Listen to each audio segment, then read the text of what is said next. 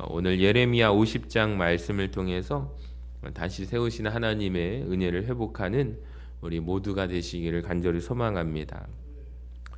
달력이 어느덧 이제 한 장밖에 남지 않았어요. 마지막 달력을 저도 어제 찢으면서 이제 한 장 남은 달력을 보면서 비슷한 감정을 공유하게 됩니다. 2025년을 시작했던 것이 엊그제 같은데 벌써 한 해가 눈 깜짝할 사이에 지나갔다는 아쉬움도 있고, 또 이루지 못한 목표에 대한 후회도 있고, 왠지 모를 또 씁쓸함이 밀려오기도 합니다. 심리학적으로 이런 상황이 연말의 보편적인 심리가 그 상태가 이런 단어로 표현하더라고요. 홀리데이 블루스라고 합니다. 즉 연말 우울증이라고 부르는데요. 12월쯤 되면은 사람들 마음속에 특별한 것이 아닌데 조금 마음이 싱숭생숭하고 기분이 좀 이상하고 연말 우울증 증세가 찾아온다고 합니다. 그러니까 한 해를 마무리하면서 찾아오는 이 감정은 자연스러운 인간의 반응일 수도 있습니다. 여러분, 우리는 세상의 흐름에 휩쓸려서 살아가는 사람들이 아닙니다. 머무르는 존재가 아닙니다. 우리는 하나님 안에서 새로워질 수 있다는 약속을 붙잡은 하나님의 자녀들, 그리스도인이심을 믿으시기를 바랍니다. 그래서 오늘 이 새벽에 우리가 12월 처음 첫날을 맞이하여 주님 앞에 드리는 이 예배가 참 귀하고 또 하나님 안에서 말씀으로 충만해지는 시간이 되기를 소망합니다. 오늘 우리가 이스라엘을 향한 하나님의 회복의 메시지를 함께 볼 텐데요. 이 12월은 끝이 아닌 새로운 시작의 발판으로 삼는 은혜를 경험하게 될 것입니다. 우리가 이런 표현을 하죠. 10대 때는 속도가 10km, 20대 때는 20km. 숫자만큼 시간이 빨리 지나간다라고 표현합니다. 매년 이맘때가 되면 굉장히 참 빨리 한 해가 지나가는구나, 아쉽고 후회하는 마음이 드는 것은 당연한 거예요. 하지만 여러분, 그리스도인들에게 이 감정을 극복할 수 있는 방법이 있는데 바로 하나님께서 우리에게 주신 약속의 말씀을 붙잡는 거예요. 이전 것은 지나갔으니 보라 새 것이 되었도다. 우리 같이 읽어볼까요? 시작. 이전 것은 지나갔으니 보라 새 것이 되었도다. 여러분, 오늘 이 진리의 말씀을 붙잡기를 소망합니다.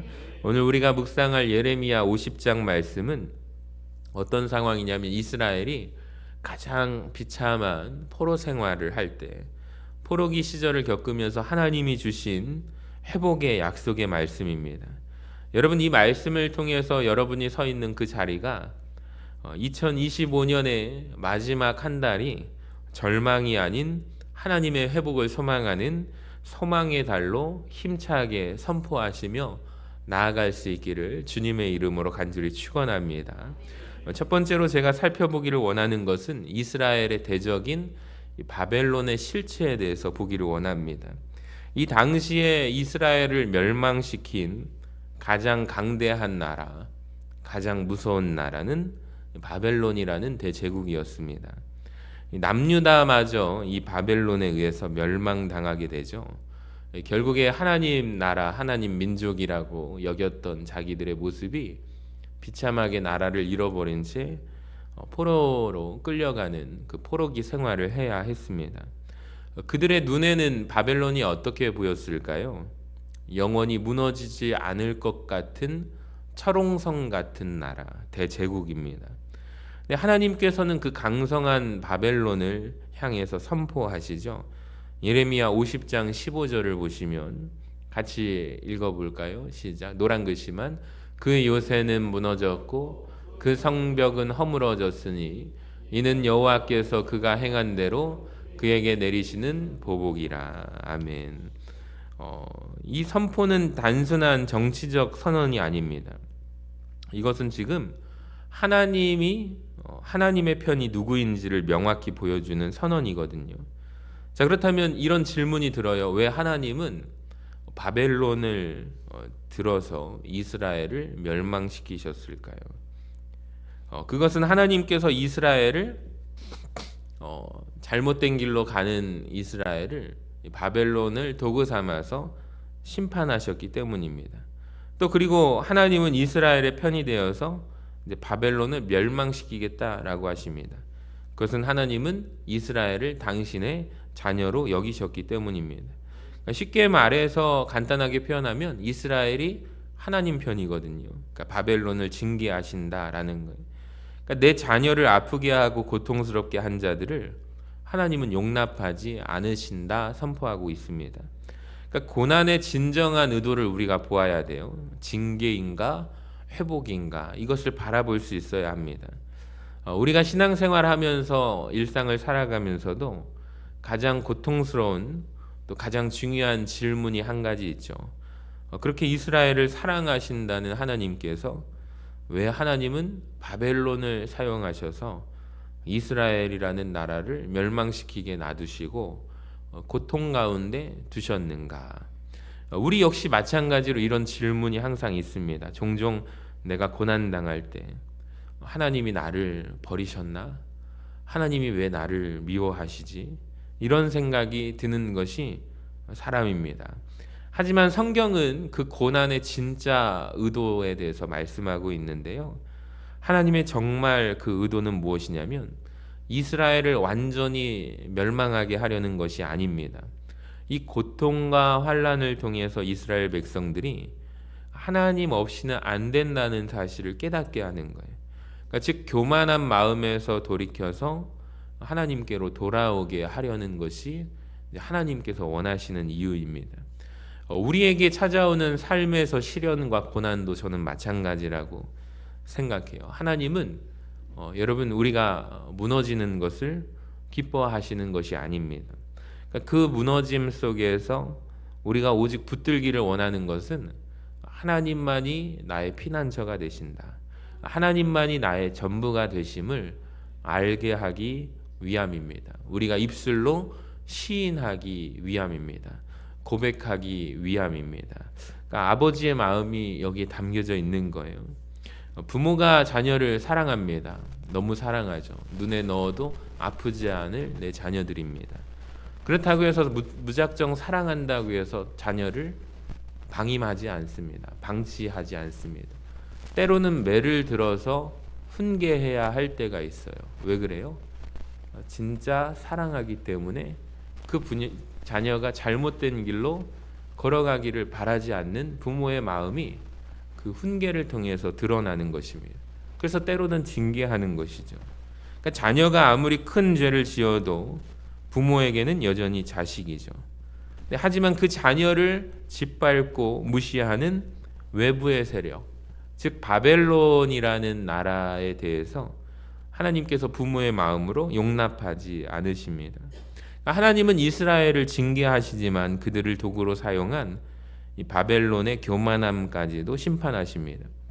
그러니까 우리가 겪는 시련은 우리를 파괴하기 위함이 아니라 우리를 하나님께로 돌이키게 하기 위함입니다. 여러분 이 사실을 붙잡을 때 우리는 고난 속에서도 무엇을 바라볼 수 있냐면 하나님의 놀라운 사랑을 바라볼 수 있습니다. 여러분 그 사랑을 경험하고 또 우리가 깨닫고 입술로 시인하는 우리 모두가 되어주시기를 바랍니다. 그래서 세 번째로 우리가 볼 것은 포기하지 않는 하나님 아버지의 회복의 약속을 우리가 붙잡아야 합니다.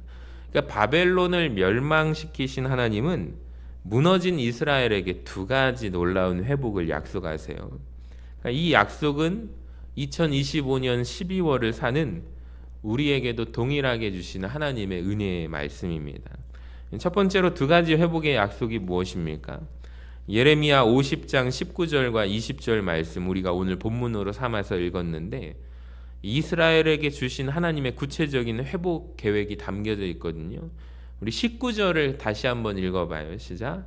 이스라엘에 다시 그의 목장으로 돌아가게 하리니 그가 갈멜과 바산에서 양을 기를 것이며 그의 마음이 길르앗산에서 만족하리라. 아멘.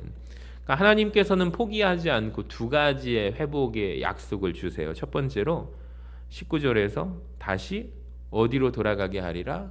목장으로 돌아가게 하리라. 그러니까 흩어졌던 백성들을 다시 모아서 하나님 당신의 품으로 인도하시겠다라는 약속입니다.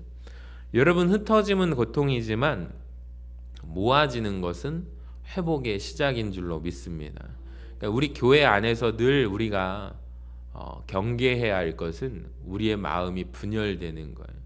그러니까 우리의 마음이 한 마음이 되기까지 정말 오랜 시간이 걸립니다. 누군가의 섬세한 노력도 있고요. 기도의 열매입니다. 저는 그렇게 생각해요. 그러니까 교회가 하나 되게 하는 것은 정말 어려운 일이에요. 한 마음이 되어서 하나님을 바라본다는 것은 정말 교회가 값지게 여겨야 할 존귀한 가치입니다. 근데 교회의 마음을 한 마음으로 된 상태에서 깨트리는 것은 정말 쉽습니다. 그러니까 분열의 영이 교회 안에 들어온다는 것은 정말 우리가 경계해야 돼요. 그건 오직 기도밖에는 없습니다. 그러니까 세상의 물결이 틈타서 우리에게 들어올 때 성경에 보면은 우리는 어떻게 해야 될까요? 태바.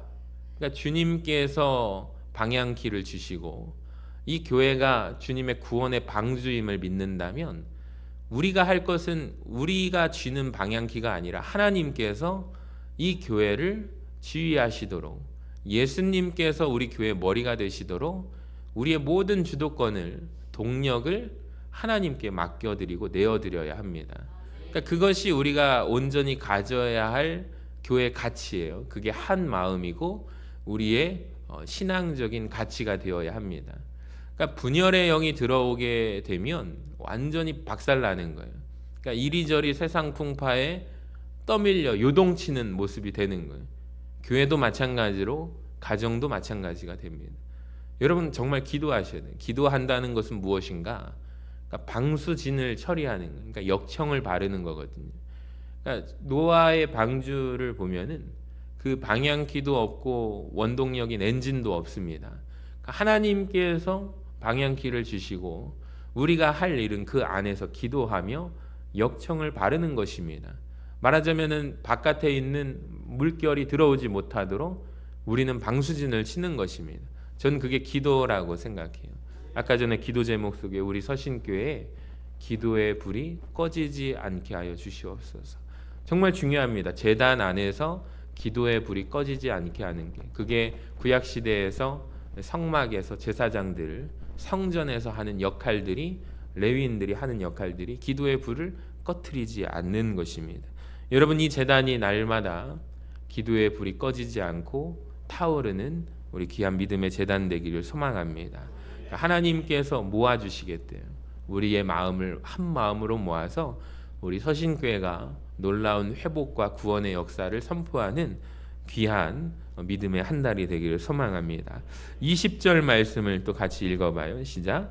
여호와의 말씀이니라. 그날 그때에는 이스라엘의 죄악을 찾을지라도 없겠고 유다의 죄를 찾을지라도 찾아내지 못하리니 이는 내가 남긴 자를 용서할 것임이라. 아멘.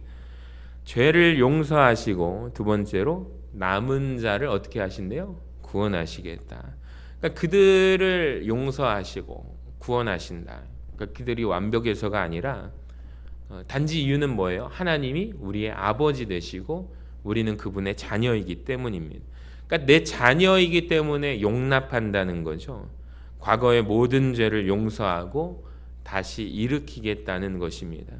그러니까 하나님께서는 이스라엘이 회복할 때까지, 회개할 때까지 기다리셨지만 그들이 회개하기 전이라도 포기하지 않으세요. 그러니까 완벽해서 용서한 게 아니에요. 그러니까 그들이 하나님의 자녀이기 때문에 용납하고 용서하신 것입니다. 그러니까 이것이 부모가 가진 자녀를 향한 무조건적인 사랑 아닙니까? 그러니까 우리가 이 사랑을 기억하면서 12월을 희망으로 맞이할 수 있는 근거이자 하나님 앞에 믿음의 고백이에요. 때로는 신앙생활하면서 하나님이 나의 자녀 되심을 누리지 못하고 신앙생활 하시는 분들이 계십니다. 마치 하나님은 심판 주시고 나는 그분 앞에서 죄인의 모습으로 계속 그 모습으로 신앙생활 하시는 분들이 있어요. 두렵고 떨림으로, 두려운 마음으로 늘 나오십니다. 저는 바라기는 여러분이 자유함을 얻었으면 좋겠어요. 하나님이 내 아버지 되심을 믿음으로 고백하고 용서해 주실 것을 믿음으로 고백하며 선포하시기를 바랍니다. 여러분 자유함을 얻으시기를 바랍니다. 그래서 2025년에 우리가 이제 12월을 맞이하면서 이 한 달 남았는데 우리가 점검하기를 원하는 것은 나에게 어떤 바벨론이 있는가, 나의 바벨론은 무엇일까, 그것을 바라보기를 원합니다. 여러분에게 올 한 해 동안 바벨론은 어떤 것이었습니까? 혹 누군가는 경제적인 문제였을지도 모릅니다. 진짜 우리가 경험하지 못한 시대를 살아가고 있습니다. 참으로 어렵고 힘든 시기를 경제적인 불황이 계속 이어지고 있습니다. 누군가는 갑자기 예기치 못하게 건강했던 내 몸에 질병이 와서 어쩔 줄 몰라 하는 분들도 계십니다.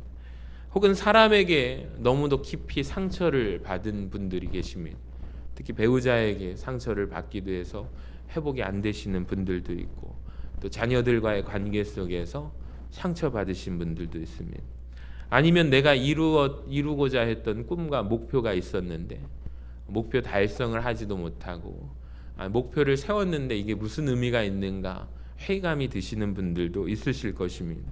우리는 종종 왜 하나님은 내게 길을 열어주시지 않을까 질문하고 묻습니다. 여러분 근데 기억하시기 바랍니다. 그러니까 하나님이 우리를 철저하게 망하게 하려고 우리를 버리시고자 고난 주신 것이 아니에요. 절대 아닙니다. 그러니까 우리가 통제할 수 없는 상황 속에 놓일 때 그것은 하나님께서 우리를 훈련시키는 도구, 바벨론이 될 수 있다는 것을 기억하시기를 바랍니다. 그러니까 그 바벨론 앞에서 우리가 무너졌을지라도 하나님은 그 큰 상황을 통해서 우리를 더 큰 사역과 성숙으로 이끌어가고 계십니다. 그렇다면 우리가 이제 남은 한 달과 내년을 맞이하게 되는데, 여러분 이 한 달을 어떠한 새로운 시각으로 바라보고 살아가야 할까요? 이스라엘 백성들에게 지금 시점은 포로 생활의 절정입니다. 지금 이스라엘 백성들이 보내고 있는 이 시기가, 근데 하나님께서 뭐라고 하시냐면 종료가 아니라 너희들이 해야 할 역할이 있는데 이제 포로 생활을 마치고 나면 너희를 회복시키리라. 내가 너희를 구원하리라.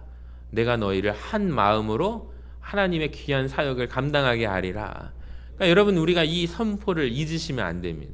지금 이 사람들은 포로 생활을 하고 있잖아요. 그게 가능할까? 그게 과연 될까라는 상황 속에서 하나님 주신 약속과 회복의 말씀이에요.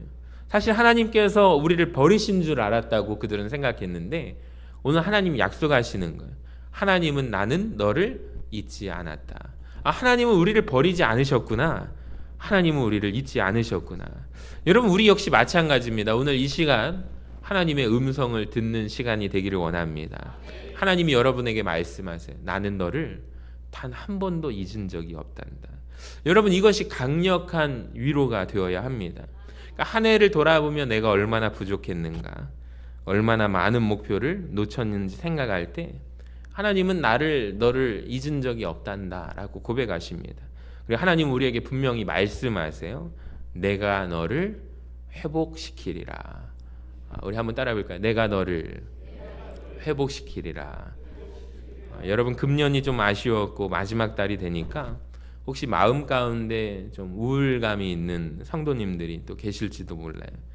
여러분 우리가 금년 하나님 앞에 잘한 것이 별로 없고 열매가 없고 우리가 목표하는 것을 다 이루지 못했을지라도 하나님은 여러분을 버리지 않으십니다. 예전에 제가 전도 사역을 할 때 굉장히 좀 마음에 힘들고 어려웠던 게, 성도님들하고 같이 전도대를 갔는데 열심히 전도하고 1년 동안 열심히 사역을 했어요. 근데 우리가 전도해가지고 만난 분들이 연락처도 받고 그러잖아요. 근데 그분들이 교회에 등록하신 분이 단 한 명도 없었어요. 얼마나 좌절감이 오는지. 또 들려오는 말은 그럴 건 뭐하러 전도하냐고, 또 전도 안 오시는 분이 그런 얘기를 또 해가지고 어떤 분이 상처받았네. 근데 저도 좀 궁금한 거예요. 하나님 왜 열매를 못 보게 하십니까? 그때 목사님 말씀이 우리가 씨를 뿌리는 자가 될 수도 있고 씨를 뿌려서 그 열매를 거두는 자가 될 수 있고, 그리고 그 열매를 맺어서 또 주렁주렁 맺어서 그 열매가 또 열매를 맺는, 그거를 또 바라볼 수 있는 때가 있는데 그건 오직 하나님만이 아신다라고 하시는 거예요. 그러니까 하나님께 맡겨라라고 하시더라고요. 정말 그래요. 어렵고 힘든 속에서. 그래서 이제 연락처를 받으신 분들께 전화를 하니까 근데 우리의 전도가 헛되지 않구나라고 느낀 게 그때 전도하고 마음에 감동이 와서 자기가 다른 교회를 나가서 다니고 있다, 출석하고 있다 그런 얘기를 하셔가지고 참 그렇지 우리 교회로 오면 더 좋겠지만 우리의 전도를 통하여 누군가가 하나님께로 나아가던 발걸음을 멈추고 다시 나아간다는 것이 얼마나 귀한 은혜인가라고 생각을 들었습니다. 그때부터 좀 자유함을 얻으려고 많이 노력했던 것 같아요. 그리고 받은 은혜를 또 함께 우리 전도대하고 나누면서 우리가 하는 것이 결과만 보지 맙시다. 과정도 참 중요하고 하나님이 기뻐하시는 일이다라고 생각한다면 여러분 우리가 올 한 해 하나님 앞에 믿음으로 나아가게 될 줄로 믿습니다. 저는 참 감사한 것이 그 임직식 때 우리 자녀들이 제가 가르쳤던 아이들이 좀 몇 명이 나와서 예배를 드리는 모습이 사진에도 담겨져 있고 유튜브에도 담겨져 있는데 얼굴을 보면서 이렇게 건강하게 잘 자라줬구나. 또 그리고 교회 예배당 뜰을 밟는다는 게 어디 쉽습니까? 여러분 우리 교회 어제 성탄 트리 예쁘게 했잖아요. 예쁘게 성탄 트리 오고 가는 사람들이 참 저는 이번 리모델링이 감사한 게 투명하게 그 유리로 해놔서 주변 분들이 오고 가면서 참 많이 봐요. 그래서 저랑 같은 아파트의 분들도 서신교회가 자꾸 변화되는 게 오고 가면서 보인다는 거예요. 그래서 성탄 트리를 했는데 여러분 근데 성탄 트리 했다고 예쁘네요 하면서 교회 문 열고 들어오시는 분이 있어요, 없어요? 없어요. 그러니까 정말 어려운 거예요.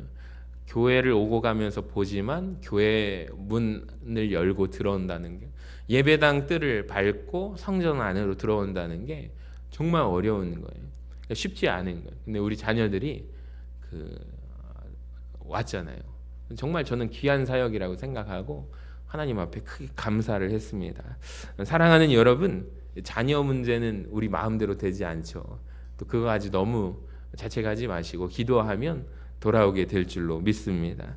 하나님께서 우리에게 또 외치시는 선포가 뭐냐면 두 번째, 이전 것은 지나갔으니 새 것을 바라보아라.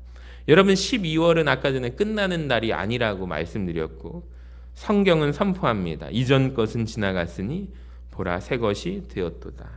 여러분 올 한 해 농사를 망했다고 나는 끝났다고 단정하지 마시고 다 쓰러진 것 같았던 지금 이스라엘 상황에 포로에서 일으켜 주시는 하나님, 역전시키는 하나님께서 오늘 우리에게 말씀하십니다. 내가 너를 회복시키리라. 여러분 우리가 이제 2026년을 맞이할 기회를 주신 하나님 앞에 감사하시고 이 한 달을 마무리하면서 우리는 끝이 아닌 하나님의 회복을 가지고 소망하는 마음으로 기대하는 마음으로 이 자리에 모였습니다.